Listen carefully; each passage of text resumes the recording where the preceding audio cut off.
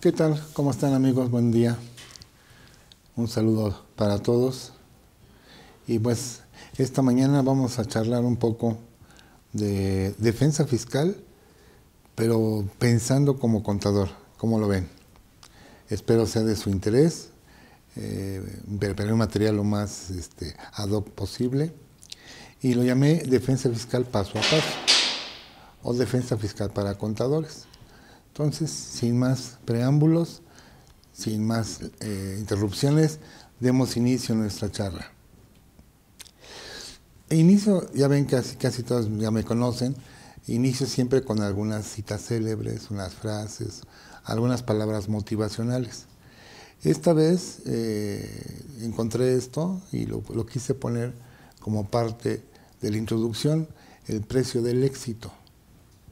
Y dicen por ahí que sentiremos dolor, lloraremos antes de alcanzarlo, perderemos amigos, la familia nos va a desanimar, la gente nos va a odiar sin razón, dudarán de nosotros miles de veces, sentirás que nos estamos volviendo loquitos, desarrollarás hábitos raros, de la lectura a altas horas, perderás incluso dinero, pero todo valdrá la pena.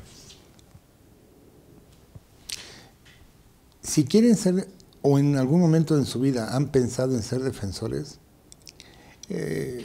hay 20 reglas, que yo así llamo, 20 ideas, 20 propuestas para buscar pues, ser el mejor defensor, ¿no? Lo que buscamos siempre es, de alguna manera, tutelar el patrimonio del contribuyente. O el propio patrimonio, no nada más el del contribuyente, también el nuestro. Las formas para hacerlo es pues, obviamente con el conocimiento, hay que prepararse para esto.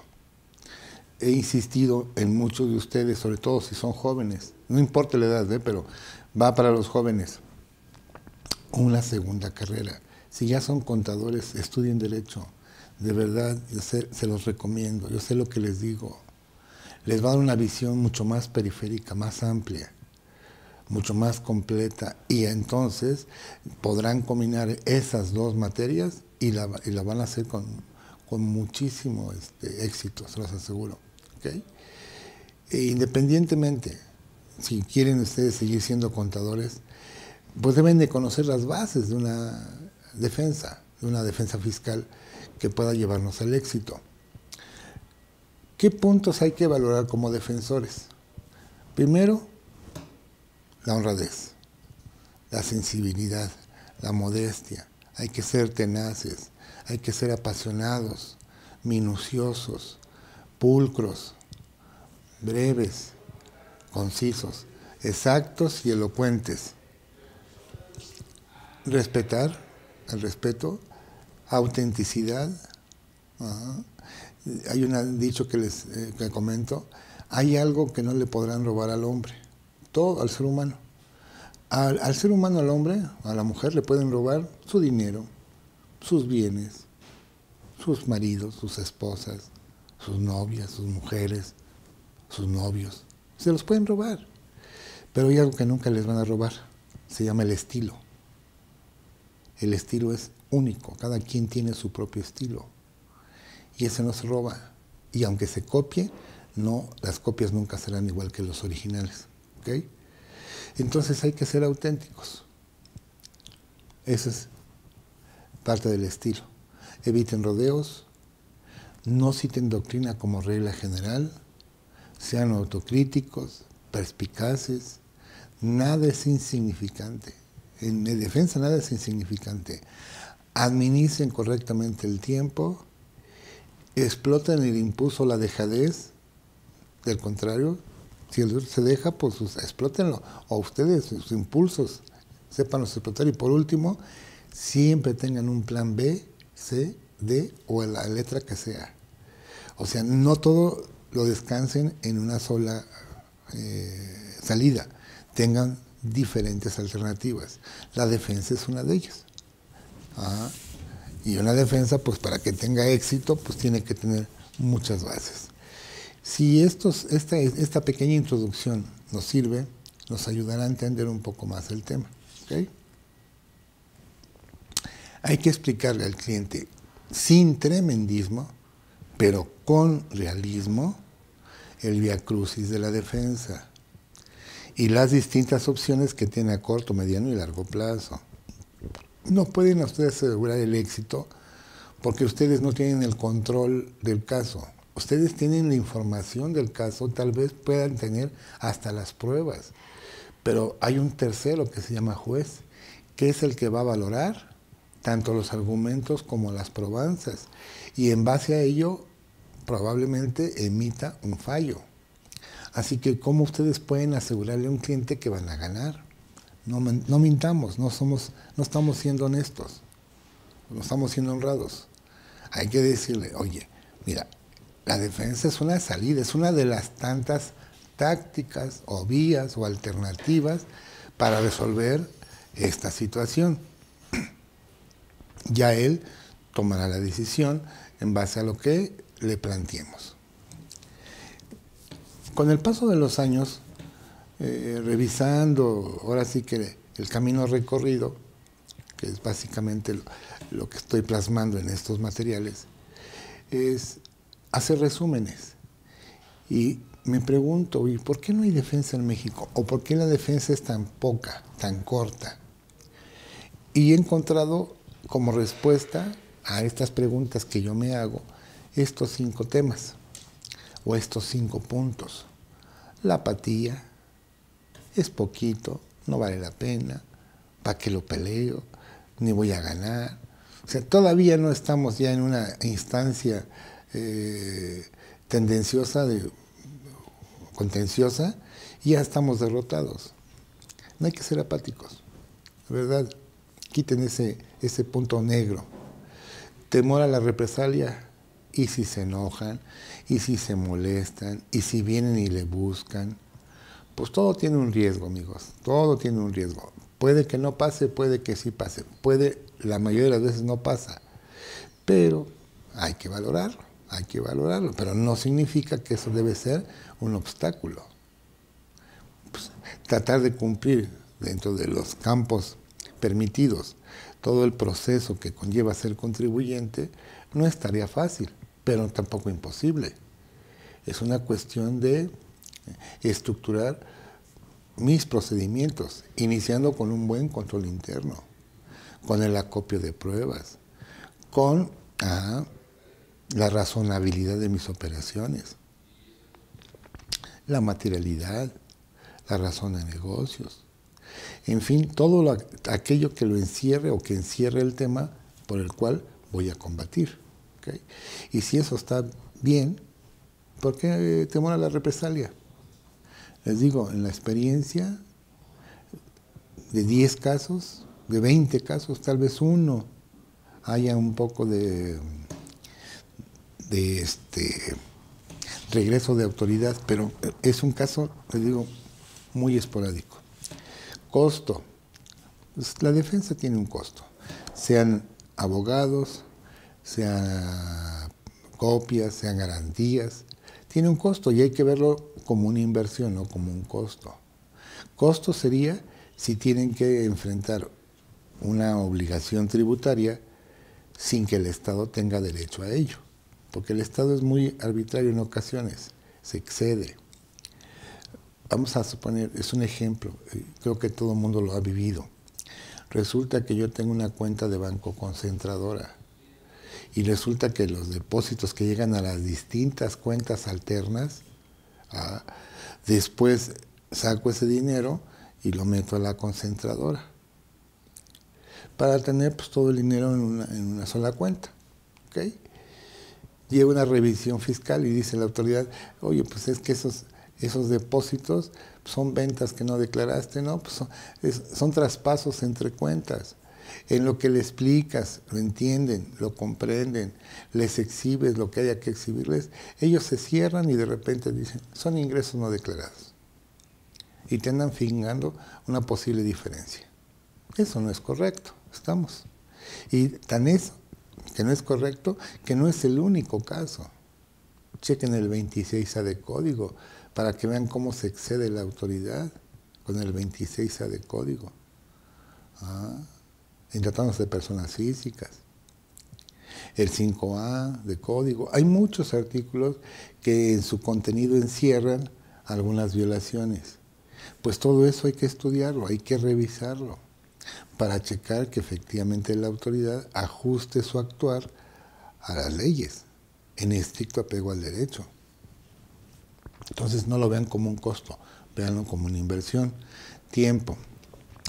Lamentablemente pues, las sentencias no llegan tan rápido como quisiéramos. En ocasiones pues nos tenemos que portar pacientes y esperar el término perentorio que sea para recibir una respuesta. Eso aterra a muchos empresarios, a muchos contribuyentes, porque los días van corriendo y por lo tanto se siguen acumulando accesorios, que en caso de ser derrotado, pues obviamente hacen que el adeudo sea más considerable. Sin embargo, quiten ese enemigo de su acto, o sea, el tiempo en este caso, vuélvanlo un elemento de ayuda, no le teman. Pero para mí el peor enemigo de la defensa, el peor es la ignorancia. Contra ese sí está bien complicado. Bueno, pues yo ayudaré dentro de lo que cabe hoy, quitando este enemigo. Ustedes encárguense de los 4 restantes. ¿Por qué debe existir? Así como está el no, está el sí. ¿Por qué debe de existir? Primero porque vamos a proteger el patrimonio. Con ello frenamos abusos o reprimimos abusos de autoridades, legisladores y en su caso jueces. Ah, sí, por eso. Por dignidad, por respeto, por valor civil. Es un derecho y hay que hacerlo valer. Y para también crear una nueva conciencia y bienestar de la sociedad, para que prevalezca un verdadero Estado de Derecho. Esas para mí son las razones por las cuales sí debe existir la defensa. El éxito puede descansar en estos 5 puntos. Que nos asista la razón. Eso lo vamos a tener que demostrar con toda la carga probatoria, el cúmulo probatorio. Cuidar los plazos o términos. Sabemos que en estos temas fiscales los plazos son fatales.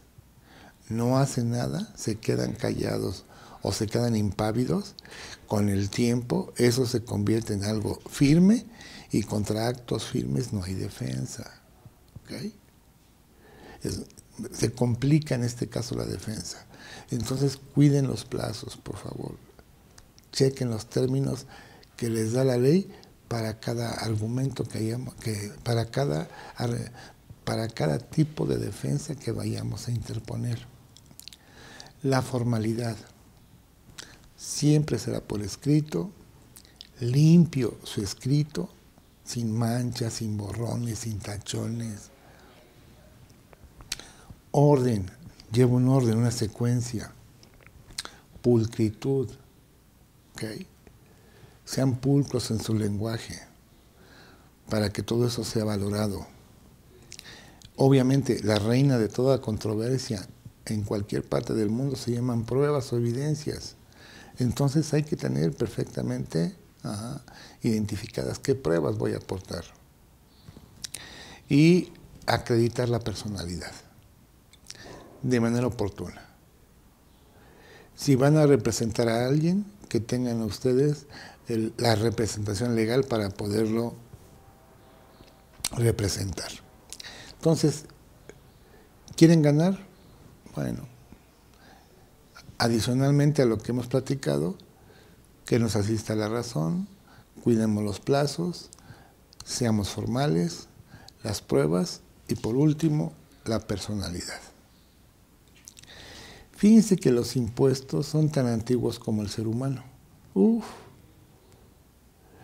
Por ahí de los años 3000 a 2800 antes de Cristo, en Egipto.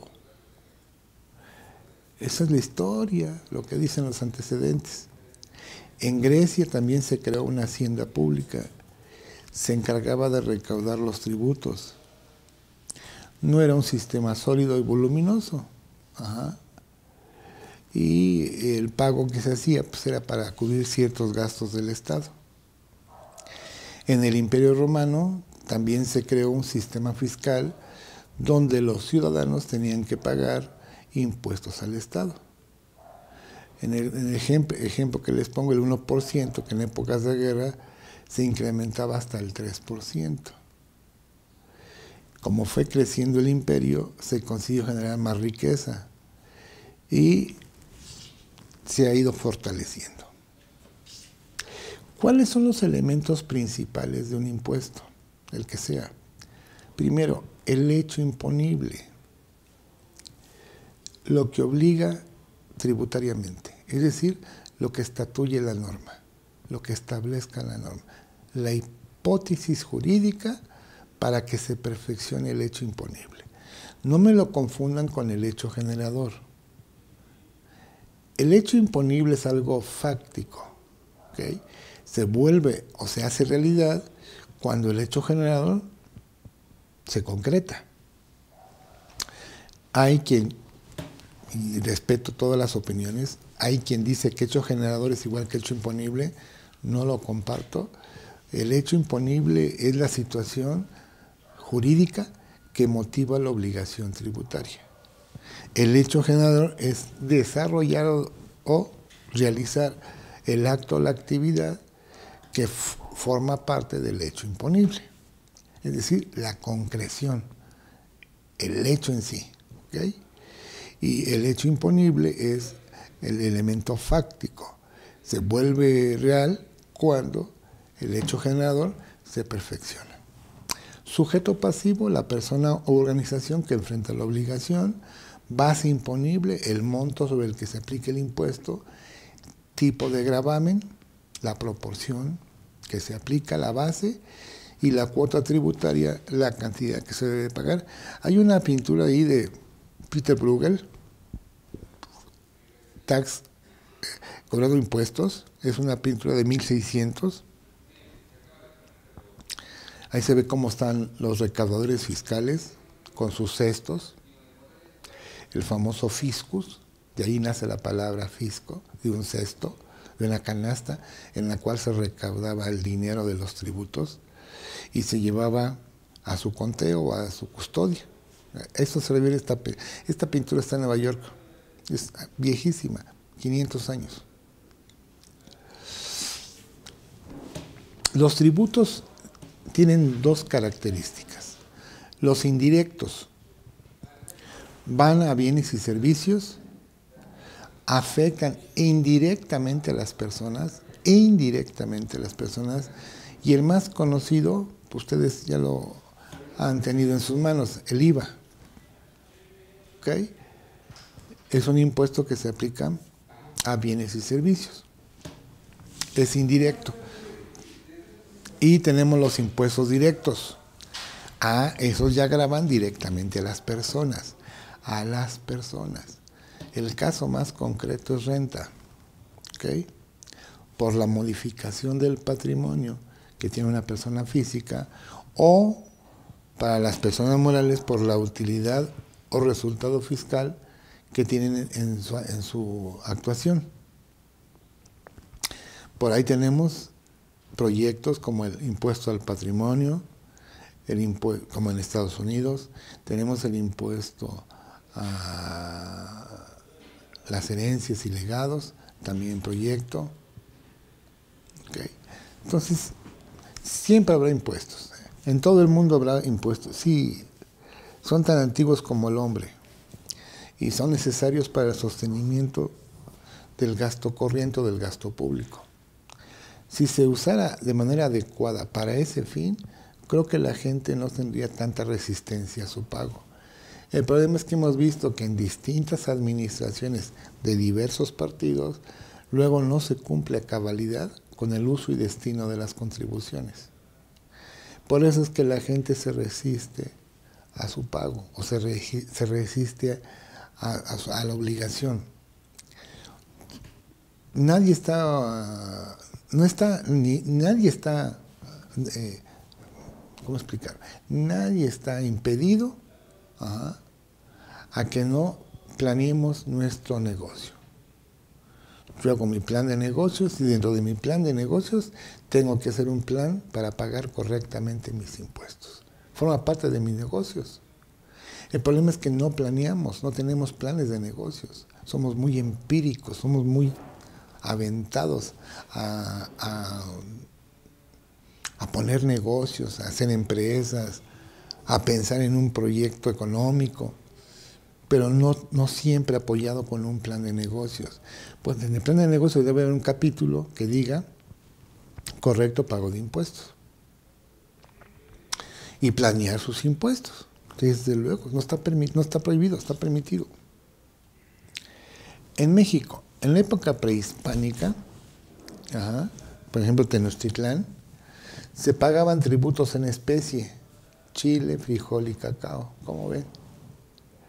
Con la llegada de los españoles se estableció el registro de contribuyentes indígenas, antecedente del RFC, como ven.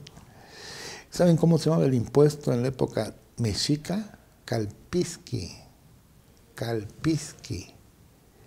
Entonces venían los cobradores de impuestos y decían, vengo por mi calpisqui, es decir, por el impuesto que corresponde. ¿Okay? El SAT explica que en el sistema tributario de México, virreinal, era una mezcla del sistema tributario anterior y el español. Durante el virreinato, bienes como naipes, el tabaco, la pólvora, el pulque y la sal. Sin embargo, también había impuestos de la iglesia como los diezmos y las anatas eclesiásticas. Las anatas son el pago de una cantidad mínima. Bueno, ya pasando esta primera parte de un poco de historia, ¿cómo esquematizamos la defensa del contribuyente? La podríamos esquematizar de tres maneras. La defensa administrativa, primero, el recurso por todos conocido, el recurso de revocación previsto en el Código Fiscal de la Federación. Ya hablaremos de él al ratito. Dos, el recurso de inconformidad que está en la ley del Seguro Social o en la ley del Infonavit. Ya van tres. Y el recurso de revocación que está en la ley de comercio exterior. Ahí están los cuatro recursos de carácter administrativo, porque la misma autoridad administrativa se va a encargar de resolverlo. Luego no son muy recomendables, hay que valorarlos, porque el juez es el mismo actor, es decir, actúa como juez y parte. Y no siempre nos va a querer dar la razón. Ahora, si tenemos elementos firmes, contundentes de convicción de que va a ser a favor nuestro, pues a lo mejor con estos recursos, sin llegar a un juicio, dejamos sin efecto los actos. Por eso hay que valorar muy bien. ¿Okay? Tenemos la defensa jurisdiccional, que ya le pertenece a una jurisdicción. En este caso es de índole federal. Tenemos el juicio contencioso administrativo, llamado también juicio de nulidad, y el juicio de amparo. Se les llama jurisdiccionales porque una jurisdicción específica se va a hacer cargo del seguimiento. Y tenemos también defensa no jurisdiccional, muy poco explotada, pero está muy favorable, de verdad. A mí me gusta mucho usarla o recomendarla. Las quejas y reclamaciones, por ejemplo, con Prodecon, la asesoría de Prodecon, la representación legal y defensa, también los pueden defender los de Prodecon, claro, para eso nacieron, para eso están, y los acuerdos conclusivos. Así que con la Prodecon podemos hacer hasta 4 cosas. Primero, que nos asesoren. Presentar una queja para que le den seguimiento y tengamos una respuesta.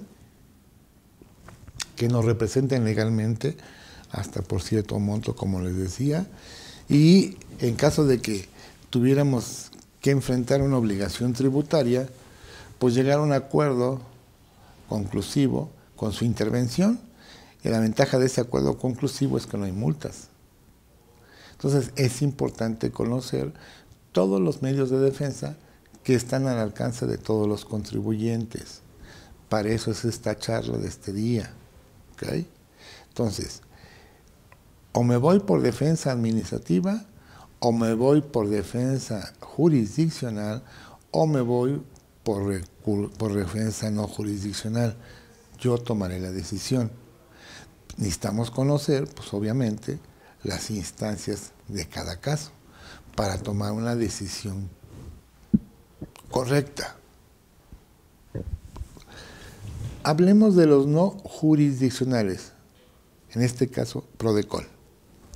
Me gusta porque son breves y sencillos, son muy ágiles. Formalidades esenciales básicas, no crean que es acá todo un abogado y todo un asesor. No. Ustedes van de voz plena, y ya les dirán en qué deberán de apoyarse para que los puedan asesorar o defender o hacer valer su queja. Son inmediatos, son muy rápidos. Por ejemplo, hay veces me han dicho, oye, es que fíjate que me embargaron una cuenta bancaria y ya está pagado el crédito fiscal, pero la autoridad no lo ha destrabado. No, pues te puedes ir al amparo, te puedes ir a juicio de nulidad o al recurso de revocación. Sí, pero mientras eso pasa y se resuelve, la cuenta sigue inmovilizada. Tal vez no todas, pero una de ellas que no la necesitamos tanto, que sí la necesitamos, pues está inmovilizada. ¿Qué hacer? Prodecon. ¿Para qué te vas a pleito? Vete con Prodecon. Preséntale una queja o pide la asesoría para que sea liberada. Y les comento, en ocasiones en 3 días está resuelto el problema. Por eso me encanta Prodecon. ¿Okay? Y se inicia en la petición de parte o de oficio.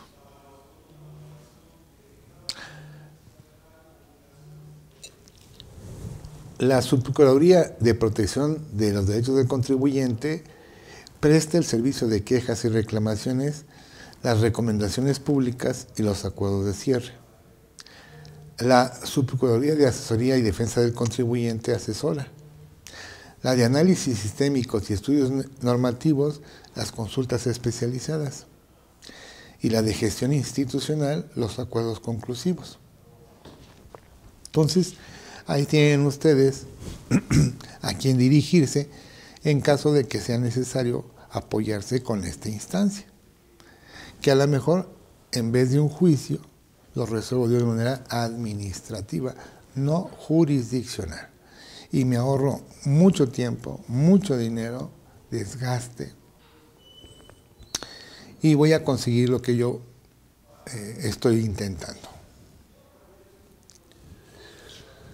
Todos los actos de una autoridad, todos, sin distinción alguna, deben estar fundados en leyes.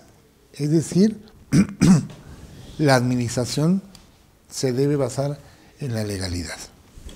Sin embargo, hay ocasiones que la autoridad no se ajusta, sea porque interpreta erróneamente o porque es deficiente en sus actos.